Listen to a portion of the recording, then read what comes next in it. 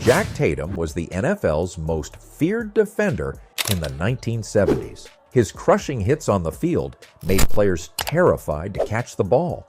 But in 2010, Tatum would face a battle no amount of toughness could win: his own health. They called him the Assassin, a nickname that perfectly captured how he played the game. In his 10 years with the Oakland Raiders, Tatum hit players so hard that many would rather drop the ball than take his punishing tackles. He turned defense into an art of fear. His black visor and menacing stance became symbols that struck fear into every opponent who dared cross his path. At his peak, Tatum was making $300,000 a year and living the life of an NFL star. Yet years after retiring, he would lose everything: his money, his well-being, and finally, his life. This is the story of how football's most intimidating defender met his tragic end. Before we dive into this incredible story of rise and fall, make sure to hit that subscribe button.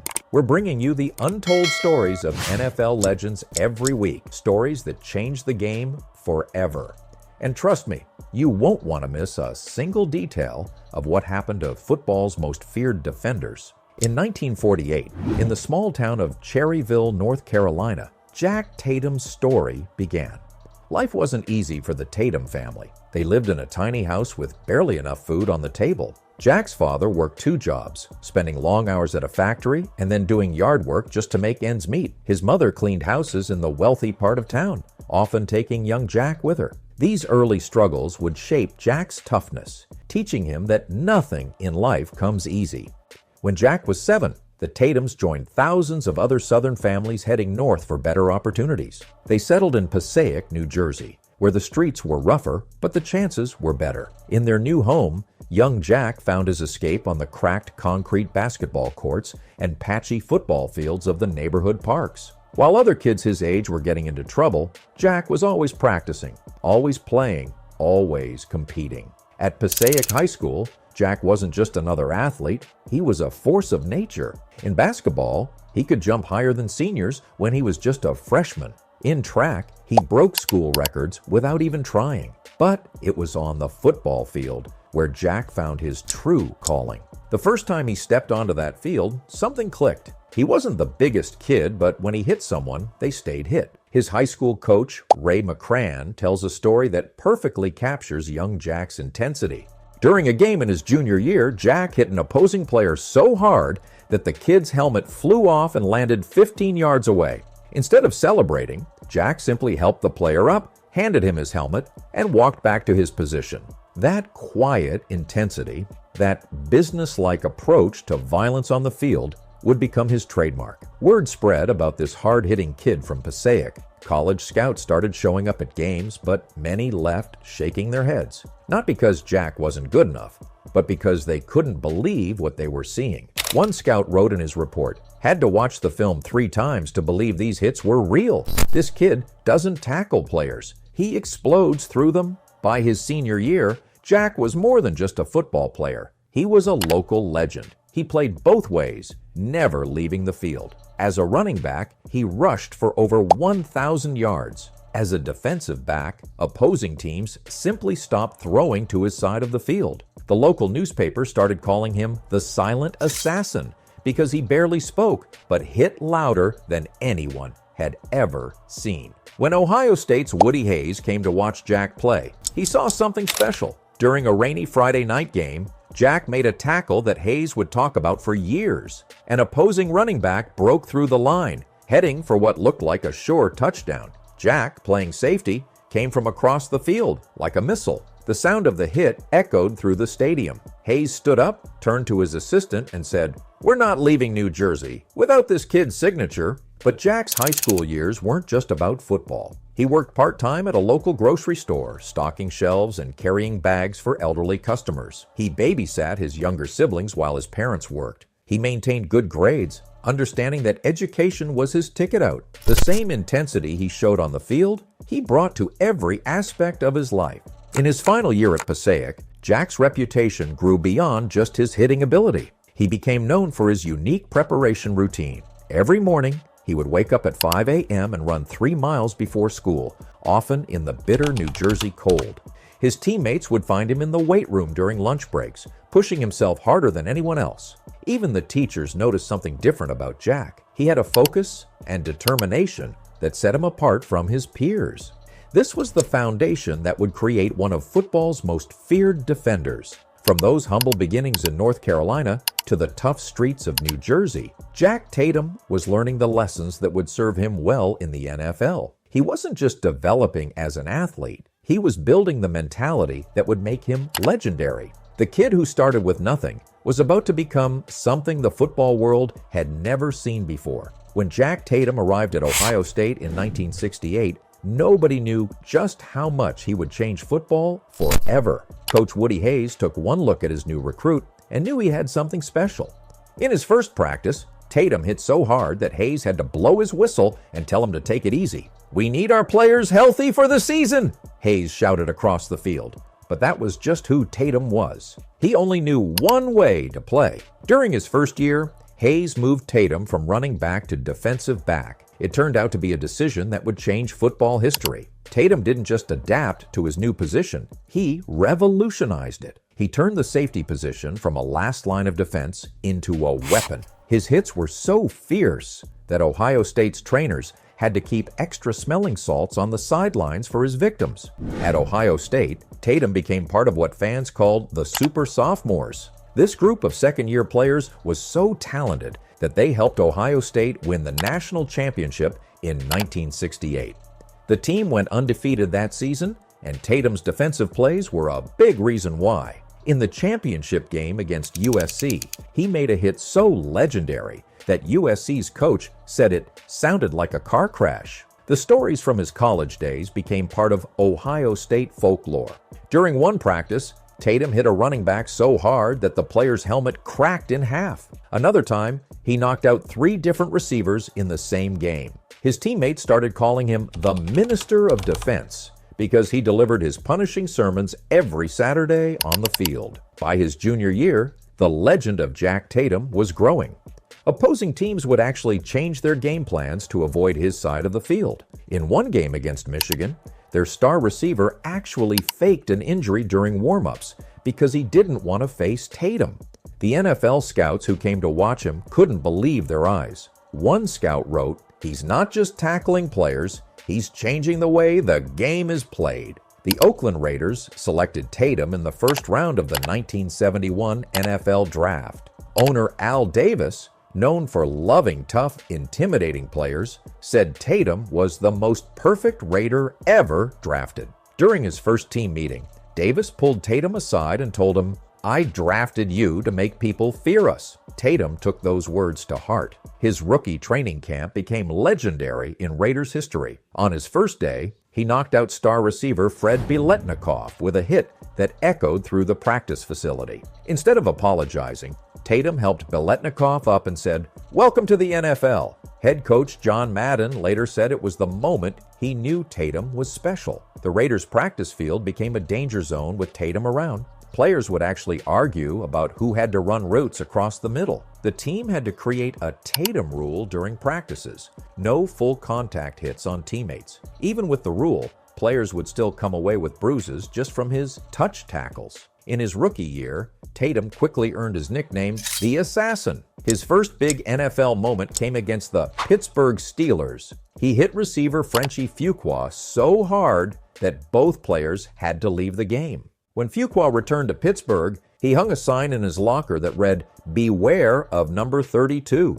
The dark visor Tatum wore became his trademark, but few knew the real story behind it. He started wearing it after a game where a receiver told him he could tell where Tatum was going to hit by watching his eyes. The next week, Tatum showed up with the visor, telling teammates now they won't see death coming. His reputation grew so much that by 1973, NFL Films had to create a special camera angle just to capture his hits. They called it the Tatum Cam. The footage they collected became some of the most watched highlights in NFL history. Legendary announcer John Facenda, known as the Voice of God, would narrate Tatum's hits with special excitement in his voice. The Raiders embraced Tatum's style. building their defense around his intimidating presence. They designed special defensive schemes called Tatum blitzes, where they would deliberately leave his area open, daring quarterbacks to throw there. It was like setting a trap with Tatum as the steel jaws waiting to snap shut.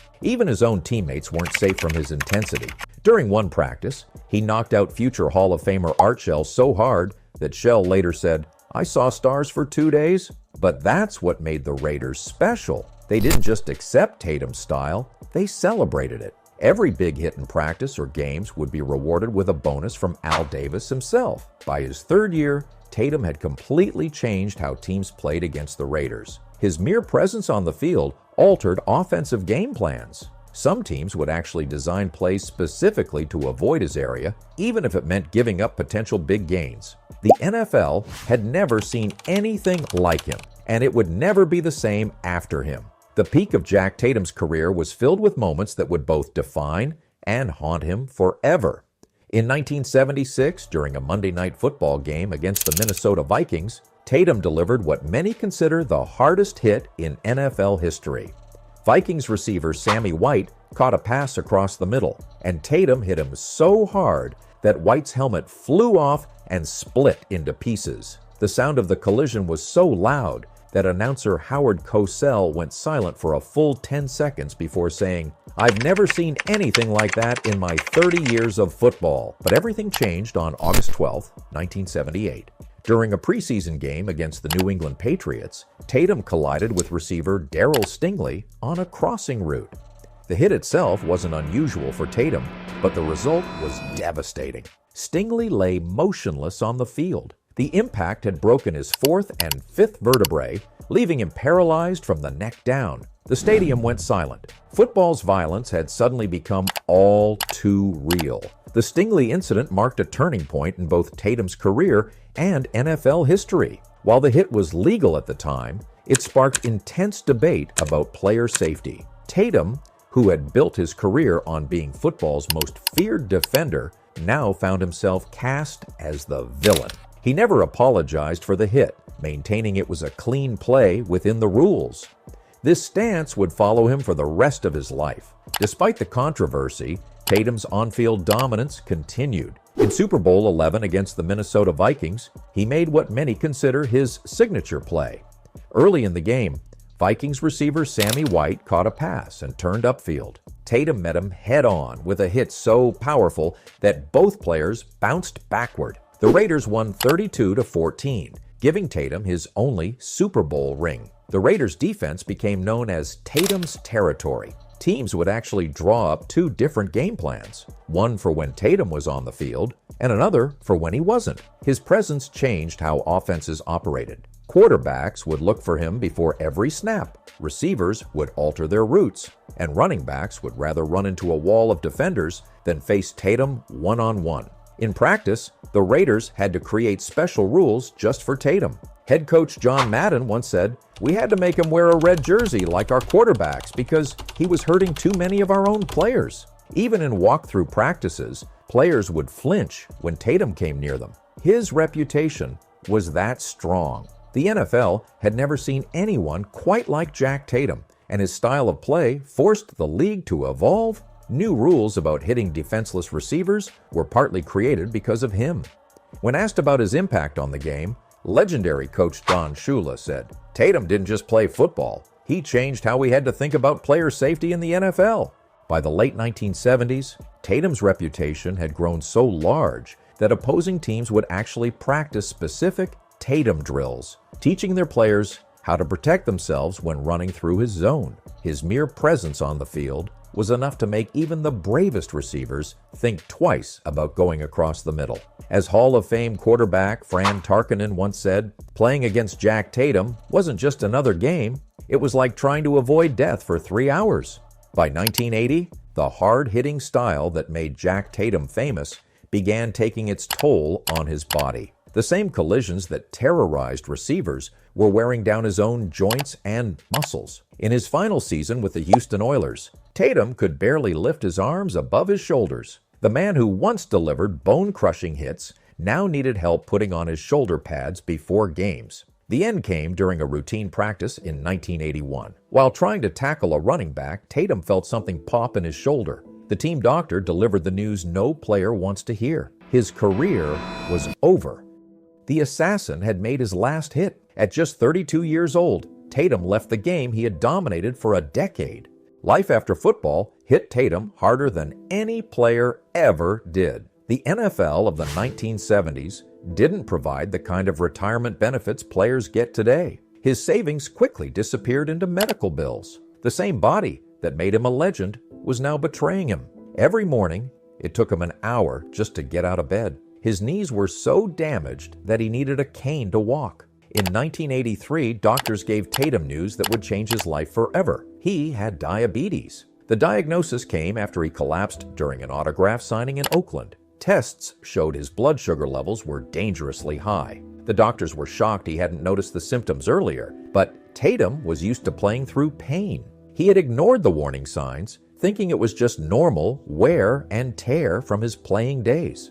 The diabetes attacked Tatum's body aggressively. By 1985, he needed daily insulin injections. His weight began to fluctuate wildly. The man who once struck fear into opponents now struggled to climb a flight of stairs. He tried to keep up appearances at football events, but fans were shocked to see their hero looking so different from his playing days. Financial problems made everything worse. Medical bills piled up, and insurance wouldn't cover all his treatments. Tatum tried various business ventures, a restaurant, a car dealership, even writing books about his career. But nothing seemed to work out. By the early 1990s, he had to sell his Super Bowl ring to pay for medical treatments. The diabetes complications got worse each year. In 1995, doctors found serious problems with the circulation in his legs. They tried multiple treatments to save his limbs, but nothing worked. In 2003, doctors had to make a devastating decision. They needed to amputate all 5 toes on his left foot. But the problems didn't stop there. Less than a year later, Tatum faced another crushing blow. Doctors had to amputate his right leg below the knee, and soon after, his left leg as well. The man who once ran down the NFL's fastest receivers was now confined to a wheelchair. As he told a local newspaper, "The hardest hits I ever took weren't on the football field. They were in the hospital." Through it all, Tatum refused to complain publicly. When reporters asked about his health, he would change the subject to football stories. He started visiting diabetes clinics to talk to other patients, especially young athletes. He wanted them to learn from his mistakes, to take care of their health before it was too late. The NFL's old-timers tried to help.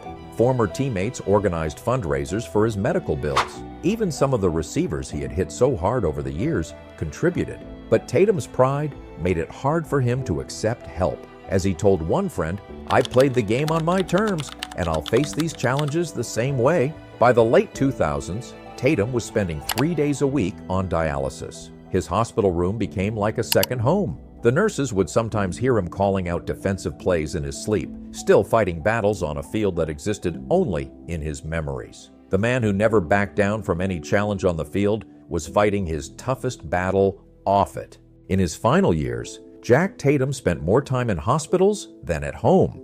His body, once capable of delivering the NFL's most devastating hits, could barely move without help. Despite having both legs amputated and needing daily dialysis, he never lost his fighting spirit. When visitors came to his hospital room, they'd find him watching old football tapes, analyzing plays like he was still preparing for next week's game. On July 27, 2010, Jack Tatum's final battle ended.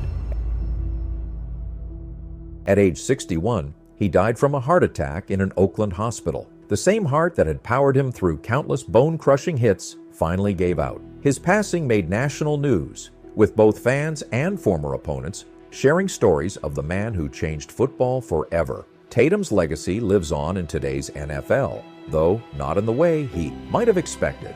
The hits that made him famous are now mostly illegal. After the Darryl Stingley incident, the NFL started creating new rules about player safety. Modern players can be fined or suspended for the kind of hits that made Tatum a legend. Many of today's NFL rules about protecting defenseless receivers can be traced back to Tatum's playing style.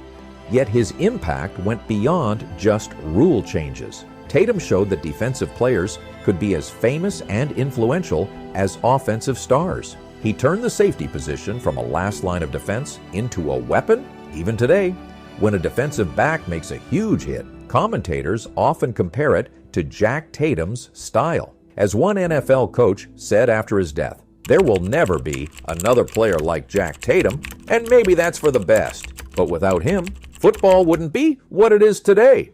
If you enjoyed the tragic story of football's most feared defender, don't forget to hit that subscribe button, hit like if this video hit hard, and let me know in the comments which NFL legend you want to hear about next. Until then, stay strong.